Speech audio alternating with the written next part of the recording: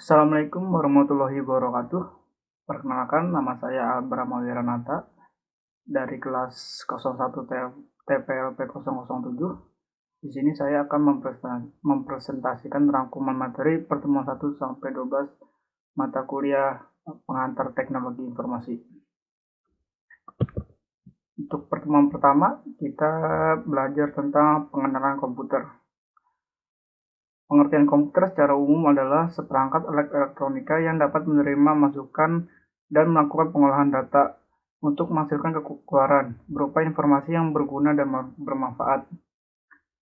Komputer mengalami perkembangan generasi yang cukup signifikan antara lain generasi 1, generasi 2, sampai generasi 5. Tokoh-tokoh pengembangan komputer antara lain yang pertama adalah Charles Babbage, yang kedua adalah Lovelace Byron, yang ketiga ada Herman Hollerith, yang keempat von Neumann, yang kelima adalah Alan Turing.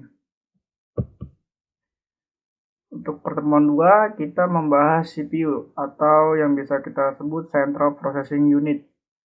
CPU sendiri yaitu perangkat keras komputer yang berfungsi untuk menerima dan melaksanakan perintah dan data dari perangkat lunak. Komponen CPU terbagi menjadi beberapa macam. Yang pertama adalah unit kontrol, yang kedua register, yang ketiga ALU atau Arithmetic Logic Unit. Fungsi utama dari CPU adalah melakukan operasi aritmatika dan logika terhadap data yang diambil dari memori atau data informasi yang dimasukkan melalui beberapa perangkat keras seperti papan ketik, pemindai, tuas kontrol, maupun tetikus. CPU dikontrol menggunakan sekumpulan instruksi perangkat lunak. Bagian-bagian CPU yang pertama adalah power supply, motherboard, hard disk, prosesor, VGA card, CD-ROM, kabel data, LAN card, kabel UTP, dan RAM. Yang ketiga yaitu kita membahas tentang memori. Memori merupakan bagian dari komputer yang berfungsi sebagai tempat penyimpanan informasi yang harus diatur dan dijaga sebaik-baiknya. Memori biasa disebut juga dengan istilah computer storage, komputer memori atau memori. Merupakan piranti komputer yang digunakan sebagai media penyimpanan data dan informasi saat menggunakan komputer. Media penyimpanan data dalam komputer ada dua, yaitu memori internal dan memori eksternal. Memori internal memiliki fungsi sebagai pengingat. Dalam hal ini, yang disimpan di dalam memori utama dapat berupa data atau program. Memori biasanya dibedakan menjadi dua macam, ROM dan RAM. Sedangkan memori eksternal merupakan memori tambahan yang berfungsi untuk menyimpan data atau program. Contohnya yaitu ada hard disk, floppy disk, dan lain-lain. Pertemuan 4, yaitu input dan output device. Input device sendiri yaitu berfungsi sebagai media untuk memasukkan data dari luar ke dalam suatu memori dan prosesor untuk diolah guna menghasilkan informasi yang diperlukan. Unit input antara lain ada keyboard, mouse, touchpad, light pen, graphic pad, dan joystick. Output device. Unit ini berfungsi perangkat komputer yang berguna untuk menghasilkan suatu keluaran seperti gambar, kertas, suara, dan lain-lain. Unit output antara lain monitor, printer, speaker, headphone, proyektor, dan plotter. Pertemuan 5, sistem bilangan dan kode. Yang pertama ada bilangan desimal. Bilangan desimal bisa dikonversikan menjadi bilangan lainnya. Konversi bilangan desimal ke biner, desimal ke oktal, desimal ke heksadesimal. Yang kedua ada bilangan biner. Bilangan biner juga pun bisa dikonversi menjadi bilangan lainnya, seperti biner ke desimal, biner ke oktal, biner ke heksadesimal. Bilangan oktal. Bilangan oktal bisa dikonversi menjadi bilangan lainnya, contoh oktal ke desimal, oktal ke biner, oktal ke heksadesimal. Bilangan heksadesimal pun juga sama, bisa dikonversi menjadi bilangan lainnya, yaitu heksadesimal ke biner, heksadesimal ke oktal, heksadesimal ke desimal. Sistem bilangan dan kode untuk pertemuan 6. Konversi bilangan desimal ke ekses 3. ada hubungannya dengan kode BCD dan kadang-kadang digunakan menggantikan BCD karena mempunyai keuntungan dalam operasi-operasi aritmatik tertentu. Konversi dari biner ke gray. Setiap bilangan biner dapat diubah menjadi presentasi kode gray dengan cara seperti berikut. Bit pertama dari kode gray sama dengan bit pertama dari bilangan biner. Bit kedua dari kode gray sama dengan exclusive OR dari bit pertama dan kedua dari bilangan biner. Konversi dari gray ke biner. Untuk mengubah dari gray ke biner diperlukan prosedur yang berlawanan dengan prosedur konversi dari biner ke gray. Bit biner pertama adalah sama dengan bit kode gray pertama. Untuk pertemuan 7 yaitu pengenalan sistem informasi. Sistem operasi adalah sistem yang bertugas untuk mengatur atau mengontrol manajemen hardware serta operasi-operasi dasar sistem termasuk menjalankan software aplikasi. Dalam kurung aplikasi Office, aplikasi desain grafis, aplikasi multimedia, multimedia. Pengertian sistem operasi ditinjau dari 3 sudut pandang yang berbeda, yaitu sudut pandang pengguna, sudut pandang sistem, dan terakhir sudut pandang tujuan. Dari bagian komponen sistem komputer, prosesor sistem operasi merupakan salah satu komponen utama dari sebuah sistem komputer.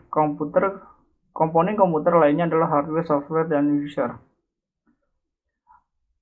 Proses booting adalah proses di mana suatu komputer dan sistem operasinya mulai bekerja dengan menganalisasi semua device beserta drivernya. Penjadwalan merupakan kumpulan kebijaksanaan dan mekanisme di sistem operasi yang berkaitan dengan urutan kerja yang dilakukan sistem komputer. Yang pertemuan ke-8 itu kita belajar tentang sistem operasi Linux.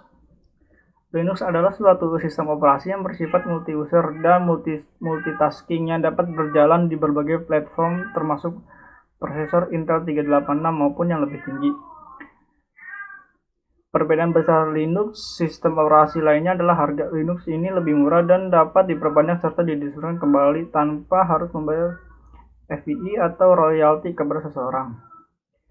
Linux pada awalnya dibuat oleh seorang mahasiswa Finlandia yang bernama Linus Torvalds. Dulunya Linux merupakan proyek hobi yang diinspirasi dari Minix, yaitu sistem Unix kecil yang dikembangkan oleh Andrew Tannenbaum.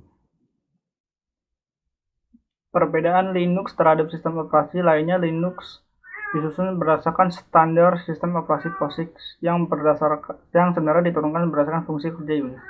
Unix kompatibel dengan Linux pada level sistem call. Ini berarti sebagian besar program yang ditulis untuk Unix atau Linux dapat direkompilasi dan dijalankan pada sistem lain dengan perubahan yang minimal. Pertemuan 9 yaitu pengenalan basis data. Basis data menyediakan fasilitas atau memudahkan dalam memproduksi informasi yang digunakan oleh pemakai untuk mendukung pengambilan keputusan. Hal inilah yang menjadikan alasan dari penggunaan teknologi basis data pada saat sekarang. Istilah-istilah basis data yaitu enterprise, entitas, atribut, nilai data, kunci elemen data, record data. Keuntungan sistem basis data, terkontrolnya kerangkapan data, terpilihnya keselarasan, data dapat dipakai secara bersama, keamanan data terjamin. Kelemahannya yaitu memerlukan tenaga spesialis, kompleks, memerlukan tempat yang besar, dan mahal. Pertemuan 10, internet berasal dari dasar-dasar internet. Internet berasal dari bahasa Latin inter yang berarti antara. Secara kata per kata internet berarti jaringan antara atau penghubung. Memang itulah fungsinya internet, menghubungkan berbagai jaringan yang tidak saling bergantung pada satu sama lain sedemikian rupa sehingga mereka dapat berkomunikasi. Beberapa istilah internet sebagai berikut: American Online, browser, Seusimi, domain name, dan lain-lain. Pertemuan 11 yaitu pengenalan komunikasi data. Komunikasi data adalah transmisi data elektronik melalui beberapa media. Media tersebut berupa kabel koaksial, fiber optik, microwave, dan sebagainya lainnya. Fungsi sistem komunikasi data yaitu memungkinkan orang dan bisnis yang mempunyai lokasi geografi berlainan dapat saling berkomunikasi. Fungsi-fungsi sistem operasi. Yang pertama, menjadwalkan pekerjaan, mengatur hardware dan software, menyediakan sistem security, menangani interupsi, dan lain-lain. Yang kedua, pertemuan 12 yaitu kita belajar tentang konsep dasar keamanan komputer. Pengertian keamanan komputer security adalah segala sesuatu yang mengenai keamanan. Komputer adalah suatu sistem yang meliputi CPU dan prosesor, memori, I/O, device, dan lain-lain. Security kemungkinan segala sesuatu yang mengenai keamanan bagi sistem komputer. Agar dapat mengamankan sistem operasi dengan benar, maka kita harus tahu karakteristik pengganggu yang akan membentuk sistem komputer kita.